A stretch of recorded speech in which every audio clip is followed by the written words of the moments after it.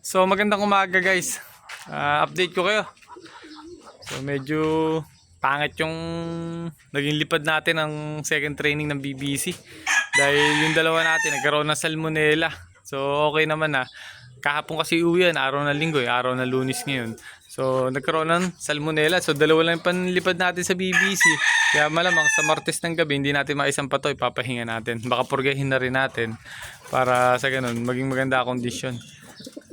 So hindi nagtunaw na maganda. So ito yung isa. Itong isa naman na to, tingnan nyo na may pakpak, namumulbos na. Nagkaroon pa ng salmonella sa BBC yan kahapon, ng hapon pag uwi nakita ko hindi nagtunaw. So ginawa na natin ng paraan. So mukhang okay naman na ngayon, hindi ko pa hinahawakan So namumulbos na yung pakpak niya. So mukhang wala na tayong dahilan, mukhang maihahabol pa sa Martes to. Pero itong isa medyo alangan na tayo. Ayan, kung nakita nyo, sumuko rin na sumuko. Daming sinuka. So ayan, well, stress na stress yung ibon natin. So pakakawal ngayon natin yan. Ipuin na rin natin yung butche. So mukhang tingin ko okay naman na kahit papano. Ayan stress na stress yung mukha. Hawakan natin. Ayan, BBC BBC North. Kaya sayang, maganda rin premyo. Inaayos natin yung ibon. So hindi naman natin masyadong iniingatan dahil talagang pahirapan yan. Patibayan ng ibon ng karera. So uingatan mo yung ibon. Baka hindi pa lumalayo, mawala na yan. So talagang ina-hard training nga natin yan. Ang kahirapan kasi dito, 3 months old lang to. Sobrang bata yan, nagpapalit pa lang ng balahibo. Talagang pinilit natin, binandal natin sa hagis. Sa training. Siguro na-stress, ganun kasi. Yung matanda naman kasi yun, maganda na edad nun. Yung pinakita ko sa inyo, namumulbos kagad. Maganda na edad nun, kaya madaling makarecover sa sakit. Kaya yun ang kagandahan sa may mga edad yung kalapati nyo. Yun lang, pagka nagkaparisan, namarisan, naghahanap ng kapares pag hindi nyo naparisan. So tulad yung kalapati natin na to, yun ang mahirap sa may edad lalo na pag babae, kailangan parisan nyo. So pinarisan ko ng kak. Ayan,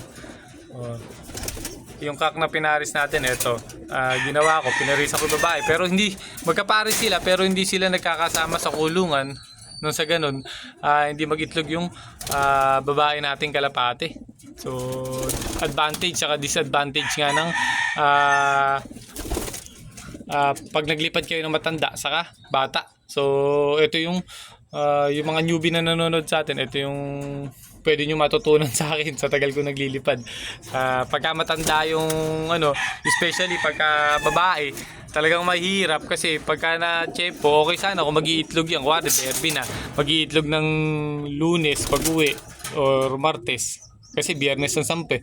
Pero pagka mag-iitlog yung babae natin ng matatapat ng Sabado, nasa truck or Linggo, yung mga second egg nila, nasa truck sila, mahihirapan tayo makapagpauwi. So malalakas lang na ibon yung nakikita natin nagbablog na nag-iitlog sa truck pero nakakauwi, nagkaklak. Malalakas na ibon yun. So usually kasi pagka hen or female yung gamit natin at nangitlog sa truck, yun ang mahirap dyan. Nahihirapan yung female natin or yung hen natin na gamit. Ayan, ito mo. Yun ang disadvantage pag matanda. Ang kagandahan naman pagka matanda gamit nyo, katulad yan, pagka nagkasakit, saglit na saglit lang ngayon, nagkasakit ng linggo ng hapon, napansin ko hindi nagtunaw. Nung pag-uwi ng bago man ng hali, na late kasi sila na uwi, siguro may mga sa tama na nung hindi po kasi katawan bago ikarga ng Sabado. Pakiramdam ko may problema sa kalapate kasi nasa sa inyo yun. Pero pinilit ko pa rin, kinarga ko. Pag-uwi, mga hindi nagtunaw, ayan makita nyo, ang advantage naman ng matatandang kalapate, recover kagad, madaling gamutin sa sakit. So yun. Tapos yung bata ba nating kalapate nasan? So, lumipad na lumipad, wala, hindi ko na makita. Ayun sa ilalim, ayun yan. So ang kagandahan naman sa mga bata, tulad nyan, hindi sila namamaharis. So kasi kahit mamaris man sila, hindi kagad sila mag-iitlog. Tulad yan, hanggang 5 buwan. Siguro matatapos yung derby bago mag-itlog yan. So yun ang kagandahan pagka bata yung kalapati nga natin. Advantage naman ng bata yun. So yun lang, pagka nagkasakit, mahirap gamutin or matagal makarecover kaysa sa mga mga matatanda nating kalapate.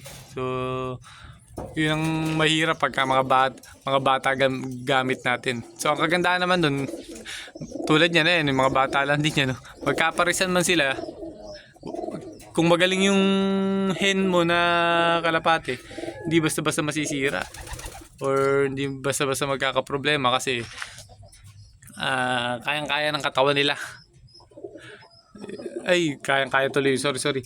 Pagka namaris yung mga bata nating kalapate, hindi basta-basta masisira or malalaspa kasi hindi mag-iitlog yan eh. Nasa 5 to 6 months kasi bago mag-itlog yan. So, tulad yan, 3 buwan ko inilipad.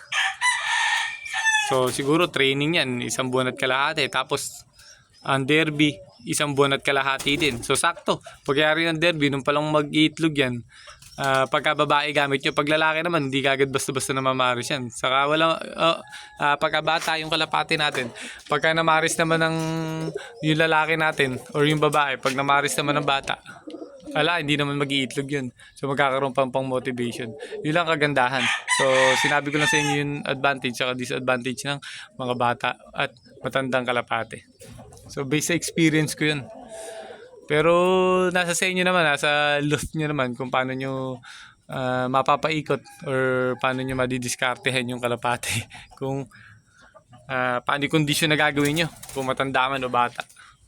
So ito, bala ko paitlogin din, kaso tatimingan natin. I-chechempo ko ng, kumbaga pagka pinaitlog ko, siguro kasi pagka sinalang mo na yan, tinanggal mo na yung harang yan, 10 days bago mag-itlog. Pag condition, tulad yan, nilalaban mo yung kalapate. Alam mo na, condition yung kalapate. 10 days, bibilangan mo ng 10 days, mag-itlog yun. Bali, chechempo nyo siya ng Lunes ang itlog or kaya Martes. Magiging Martes ang itlog niyan. Martes, Miyerkules, saka Huwebes. Martes ang unang itlog, Miyerkules pahinga. Huwebes ang pangalawang itlog, tapos Biyernes sampa. So sakto, 2 itlog niya. Magkakaroon lalo siya ng motivation para umuwi ng mas mabilis. So yun lang ang ginagawa kong technique. So ayan yung mga matandang kalapati natin. So hanggang dito lang guys yung video natin. Medyo humaba sa kwento ko.